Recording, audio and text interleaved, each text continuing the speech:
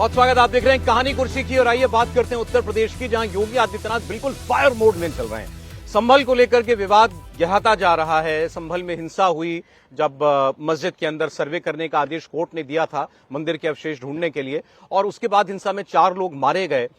अखिलेश यादव ने वहां अपने लोगों को भेजने की कोशिश की, नहीं जाने दिया गया। राहुल गांधी, प्रियंका गांधी कल जाने को निकले, वो भी नहीं पहुंच पाए। योगी आदित्यनाथ ने इसके बाद एक बड़ा टफ स्टेटमेंट दिया। उन्होंने कहा कि भूलना मत और गलतफहमी में मत रहना कि संभल में क्या हो रहा है। वही हो रहा है जो बाबर ने किया था 500 साल पहले। अयोध्या का मंदिर तोड़ा था, यहां मंदिर तोड़ा था, और जो बांग्लादेश में दुश्मन कर रहे हैं हिंदुओं के साथ। सब कुछ, सबका डीएनए एक जैसा है, एक ही रूप है सारी घटनाओं का। तो किसी गलतफहमी में मत रहना।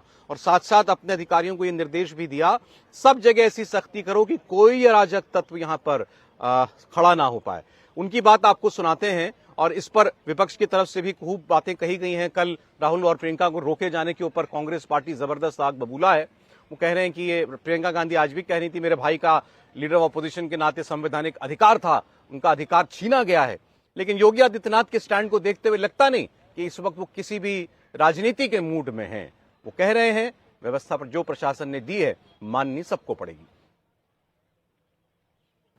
दुश्मन बगल के देश में किस प्रकार का कृत्य कर रहे हैं, याद रखना। किसी को अगर गलतफहमी हो, 500 वर्ष पहले बाबर के एक सिपह सालार ने जो काम अयोध्या में किया था, जो काम संभल में किया था, और जो काम आज बांग्लादेश के अंदर हो रहा है, तीनों की प्रकृति, तीनों का डीएनए एक जैसा है। गलतफहमी में मत रहना। अगर कोई ये मानता है कि वो बांग्लादेश में हो रहा है, तो यहां भी बांटने वाले तत्व उनके लिए बेंट बन करके खड़े हो रखे हैं, पहले से खड़े हैं। वे समाज के सामाजिक ताने बाने को छिन्न भिन्न कर रहे हैं, सामाजिक एकता को तोड़ करके, आपको बांट करके फिर काटने का और कटवाने का पूरा इंतजाम भी कर रहे हैं। ये बांटने वाले लोग, बहुत सारे लोग तो ऐसे हैं जिन्होंने दुनिया के तमाम देशों में प्रॉपर्टी खरीद करके रखी हुई है। यहां संकट आएगा वहां भाग जाएंगे, मरने वाले मरते रहेंगे। भगवान राम ये सब करने में इसलिए सफल रहे क्योंकि उन्होंने जोड़ा था, पूरे समाज को जोड़ा था, सबको जोड़ा था। ये जोड़ने के कार्य को अगर हमने महत्व दिया होता, सामाजिक विद्वेष को आगे बढ़ाने और समाज को तोड़ने की, समाज के दुश्मनों की रणनीति को सफल नहीं होने देते, ये देश कभी गुलाम नहीं होता। हमारे तीर्थ अपवित्र नहीं होते। चंद मुट्ठी भर आक्रांता आकर के भारत को पद्दलित करने का दुस्साहस नहीं कर पाते। भारत के वीर योद्धाओं ने रौंद डालते, लेकिन हमारी आपसी एकता में बाधा पैदा करने वाले लोग वे सफल रहे। और उन्हीं के जो जीन्स है वे आज भी हैं, जो जाति के नाम पर राजनीति करके सामाजिक ताने बाने को छिन्न भिन्न करने का प्रयास कर रहे हैं। जिसके मन में भगवान राम के प्रति, मां जानकी के प्रति श्रद्धा का भाव नहीं है, उनके प्रति समर्पण का भाव नहीं है, और कितना भी प्रिय क्यों न हो, उसको एक कट्टर दुश्मन की तरह त्याग देना चाहिए, छोड़ देना चाहिए। और इसीलिए तो 1990 के दशक में राम भक्तों ने नारा लगाया था। तब वेदांती जी भी बहुत जवान थे, अब तो बुजुर्ग हो चुके हैं, लगभग 100 साल के हो चुके हैं। तो अब तो उनके मुंह से बोला नहीं जाता है, देखा नहीं जाता है, लेकिन पहले उस समय जब जवान थे नारा ये लगाते थे कि जो राम का नहीं हमारे किसी काम का नहीं। तो योगी जी साफ साफ कह रहे हैं, योगी आदित्यनाथ संभल में जो 500 साल पहले हुआ, अयोध्या में जो हुआ, बाबर ने मंदिर तोड़वाए, उसकी तुलना आज बांग्लादेश में हो रही घटनाओं से कर रहे हैं। मैसेज बिल्कुल क्लियर है। देखिए, योगी आदित्यनाथ ने जब आगरा में दुर्गादास राठौर की प्रतिमा अनावरण के समय जब कहा था कि बटेंगे तो कटेंगे, मुझे लग रहा है उसी का वो आज विस्तार दे रहे थे। उन्होंने बहुत अच्छे से बताया कि किस तरीके से जो बांग्लादेश के अंदर हो रहा है और जिस तरीके से बाबर ने अयोध्या में किया, संभल में किया, जो बांग्लादेश में हो रहा है उसका डीएनए एक है।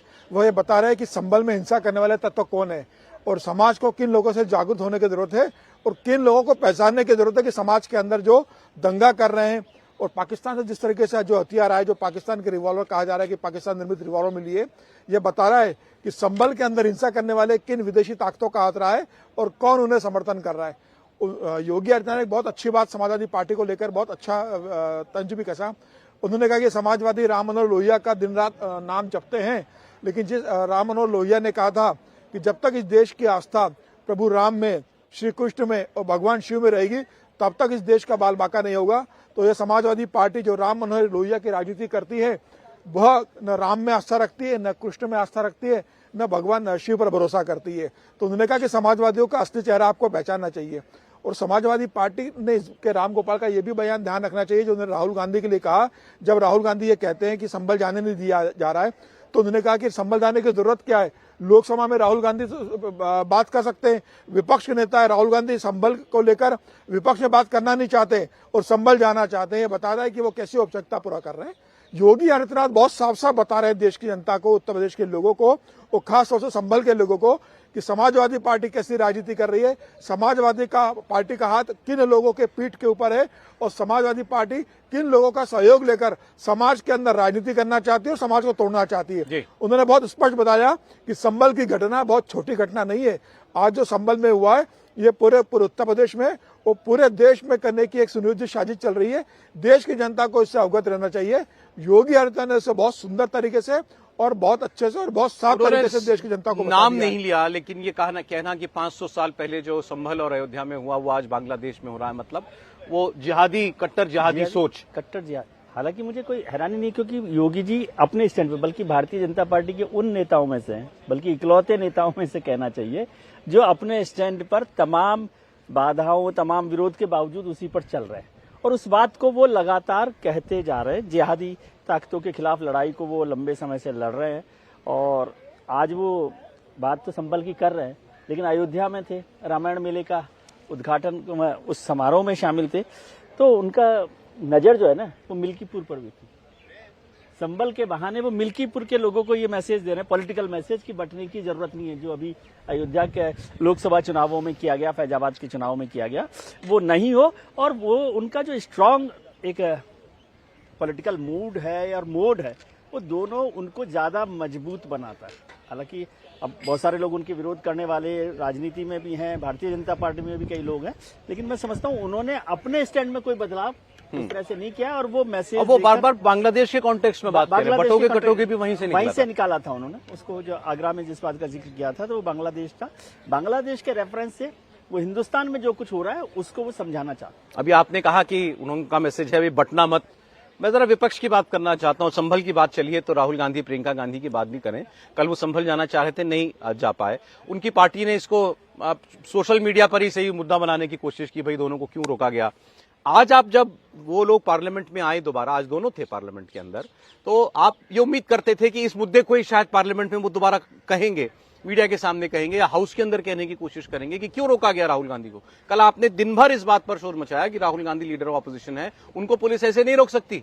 लेकिन आज जब आप पार्लियामेंट आए फिर भी अडानी अडानी अडानी अडानी, संभल का नाम ही नहीं लिया उन्होंने। हमने कल भी जिक्र किया था कि जब संसद शुरू हुई तो संभल पर ही चर्चा शुरू की अखिलेश जी ने।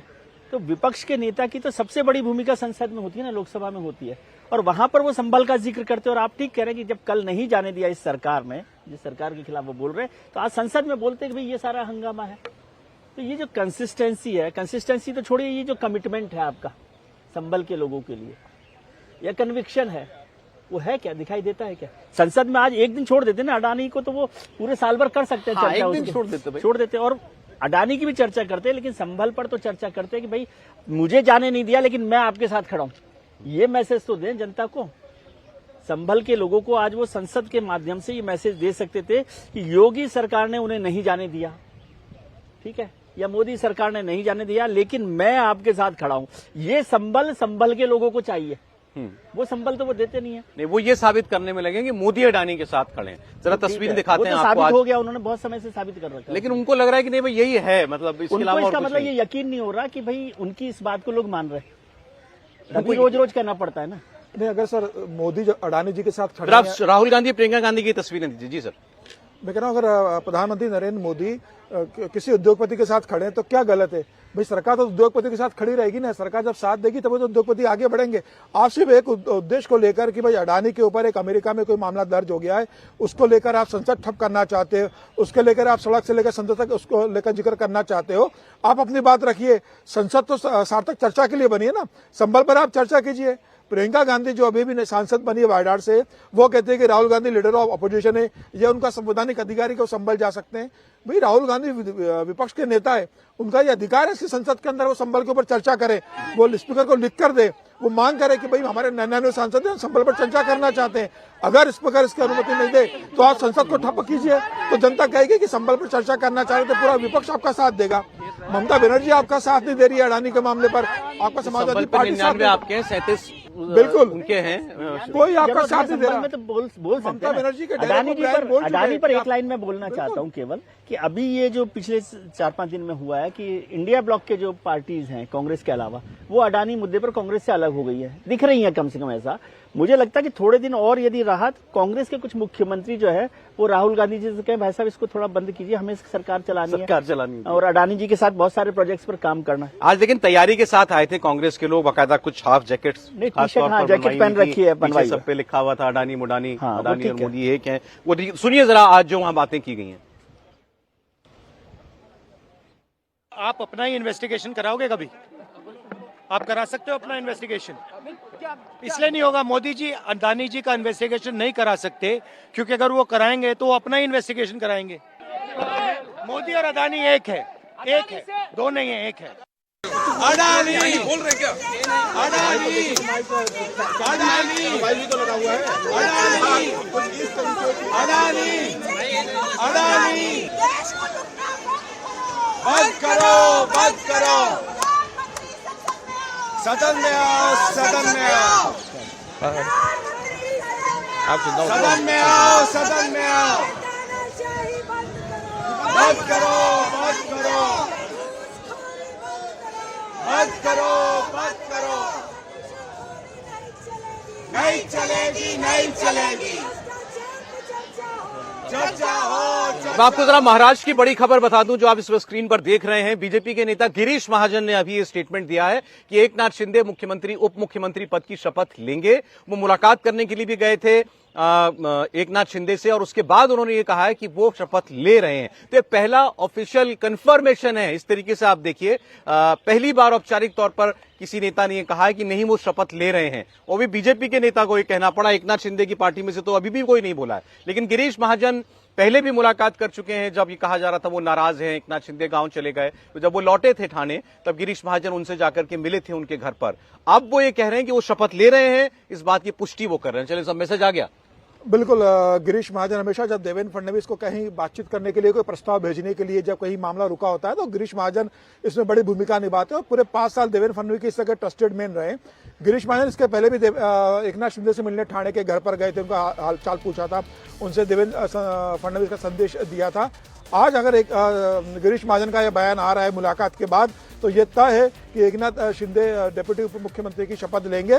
और जो कयास लगाए जा रहे थे कि शायद वो नहीं पुष्टि लेंगे, के तौर पर देख सकते हैं। निश्चित रूप से अगर गिरीश महाजन का बयान है तो ये तय है कि वो लेंगे। और ये गिरीश महाजन ने कहा भी होगा कि मैं सार्वजनिक बयान बाहर जाकर मीडिया में दूं क्या, तो उन्होंने कहा आप दे सकते हो। ये तय है कि अब एकनाथ शिंदे शपथ ग्रहण में शामिल होंगे।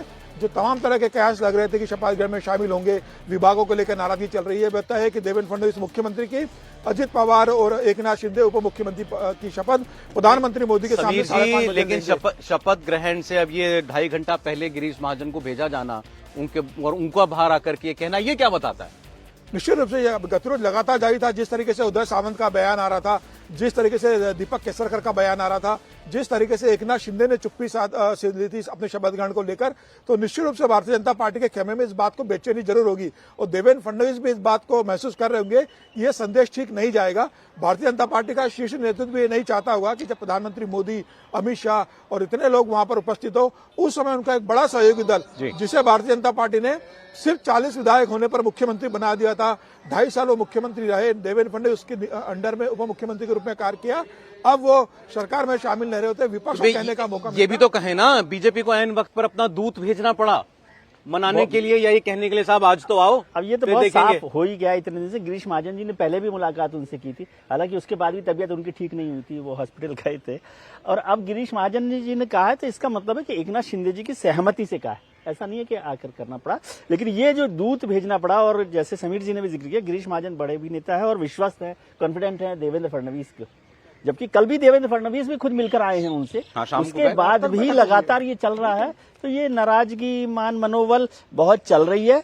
और ये मुझे लगता है, मतलब ऐसा ना हो, लेकिन ये सरकार की खटपट के लिए बहुत, मतलब हेल्थ के लिए बहुत अच्छी शिवसेना के विधायकों का दबाव भी काम आ रहा है। मुझे लग रहा है शिवसेना के जो विधायक है, एकनाथ शिंदे के जो करीबी नेता है, उनका लगातार दबाव रहा होगा कि भाई आप ये निर्णय मत लीजिए, आप अगर शपथ ग्रहण में शामिल नहीं होगे तो उसका संदेश गलत जाएगा, आपको शपथ ग्रहण करना चाहिए। मुझे लग रहा है कि वो दबाव भी काम कर रहा होगा। देवेंद्र फडणवीस ने जिस तरीके से गिरीश महाजन को भेजा, देवेंद्र फडणवीस ने फोन किया होगा, तो मुझे लग रहा है कि एकनाथ शिंदे को लगा होगा कि अगर आप प्रधानमंत्री मोदी के सामने में शपथ ग्रहण में शामिल नहीं होगा, जब बीजेपी के पास और अजीत पवार के पास बहुमत है, मतलब कोई सरकार में शामिल करने के लिए कि सरकार की मजबूती के लिए जरूरत नहीं है, इसको भी समझने की जरूरत है। बीजेपी और अजीत पवार मिलकर भी एक मजबूत सरकार के नंबर पर खड़े हुए हैं, उसके बाद भी कर रहे हैं, तो ये पॉलिटिकल अंडरस्टैंडिंग की बात है, जो मैं बार बार कर रहा था कि बीजेपी कभी नहीं चाहेगी कि शिवसेना शिंदे शामिल नहीं हो, क्योंकि सरकार की मजबूती के लिए और एक पॉलिटिकल मैसेजिंग के लिए ये जरूरी है। नंबर के लिए जरूरी नहीं है, ये आज समझ लीजिए इस बात को कि नंबर गेम में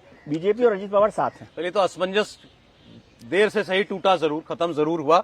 एकनाथ शिंदे भी शपथ लेंगे आज शाम 5:30 बजे। सबसे पहले शिंदे जी को मत देखना, देखना देवेंद्र जी पहुंच गए। नहीं शिंदे साहब आप पहले करिए, आप ही कर लो पहले।